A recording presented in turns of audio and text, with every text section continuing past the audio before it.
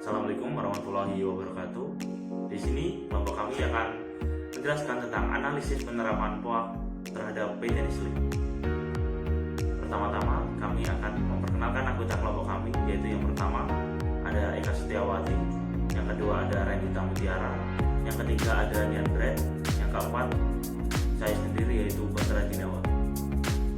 Latar belakang kami menganalisis POAK terhadap PT Nestle adalah ingin mengetahui sistem POAK di perusahaan PT Nestle Indonesia, mengetahui bagaimana manajemen perusahaan tersebut berjalan dan dapat bertahan berapa lama, dan mengetahui sistem pertahanan di perusahaan PT Nestle Indonesia. Identifikasi rumusan masalah sebagai berikut. Yang pertama, menganalisis perencanaan dalam perusahaan PT Nestle. Yang kedua, bagaimana pengorganisasian dalam perusahaan PT Nestle. Yang ketiga, apa saja pembagian pekerjaan dalam PT Nestle. Yang keempat, bagaimana alur controlling di PT Nestle. Tujuan kami mempelajari POAK terhadap PT Nestle Indonesia yaitu mempelajari tentang penetapan tujuan dalam perusahaan. Yang kedua, pengolahan dalam perusahaan dalam mencapai tujuan. Yang ketiga, pembagian dalam pekerjaan. Dan yang terakhir, melakukan controlling dalam menjalankan tugas dan mencapai tujuannya. Pengertian POAK yaitu pertama planning. Planning adalah penetapan rencana bagi perusahaan sebagai tujuan untuk dicapai. Yang kedua ada organizing. Pengorganisasian ini adalah untuk menetapkan peran serta struktur di mana karyawan dapat mengetahui apa tugas dan tujuan mereka. Yang ketiga ada actuating. Actuating merupakan upaya untuk merealisasikan tujuan perusahaan. Dan yang keempat adalah controlling.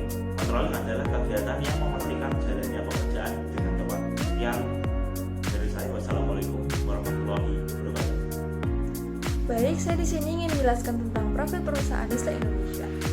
Nestle Indonesia merupakan anak cabang dari perusahaan Nestle SA yang didirikan pada bulan Maret 1971 yang bergerak pada bidang gizi, kesehatan, dan keafiatan dan memiliki 3 cabang di kota yang berbeda yaitu Pasuruan, Karawang, dan Pajang.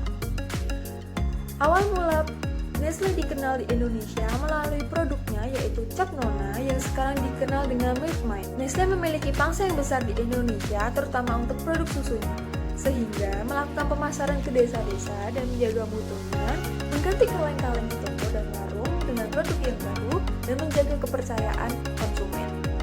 Sehingga Nestle sangat berhasil di Indonesia dikarenakan memiliki mutu yang tinggi oleh konsumen dan didukung oleh jaringan distribusi yang efisien dan staf penjualan dan sistem manajemen yang profesional. Selanjutnya, kita akan masuk dalam bab analisis POAK dalam PT Nestle yang berisi planning, organizing, actuating, dan controlling. Yang pertama, planning. Visi dari perusahaan Nestle adalah memusatkan perhatian untuk meningkatkan gizi, kesehatan, dan keafiatan dari konsumennya. Misi Nestle untuk mewujudkan masyarakat Indonesia yang lebih sehat melalui produk-produk yang berkualitas, bergizi, dan lezat. Visi lain dari Nestle yang pertama, menciptakan kesuksesan perusahaan dalam jangka panjang. Yang kedua, menciptakan manfaat bagi masyarakat. Yang ketiga, Nestle menyebutnya creating shared value. Yang kedua ada organizing. Nestle merupakan badan usaha perseorangan terbatas atau PT yang berbentuk perusahaan.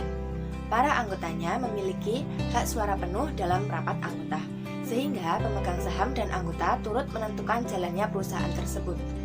Struktur organisasi PT Nestle Indonesia dibagi menjadi 2. Yang pertama, struktur organisasi di kantor pusat. Yang kedua, struktur organisasi di setiap pabrik. Actuating atau pembagian atau pengarahan dalam PT Nestle terbagi dalam beberapa divisi. Yang pertama, finansi. Yang kedua, Departemen Human Resource. Yang ketiga, Departemen Engineering. Keempat, Departemen Quality Assurance. Kelima, Departemen Application Group. Yang keenam, Departemen RPU. Departemen RPU kepanjangan dari Resource Planning Unit. Yang ketujuh, Departemen Produksi. Yang kedelapan, IPOD. kepanjangan dari Industrial Perform Operational Development. Yang ke-9, SHE, Safety, Health, and Environment. Bagaimana alur controlling di PT Nestle? Alur controlling atau pengawasan di perusahaan PT Nestle dibagi menjadi beberapa bagian sebagai berikut. Yang pertama, pengendalian lingkungan.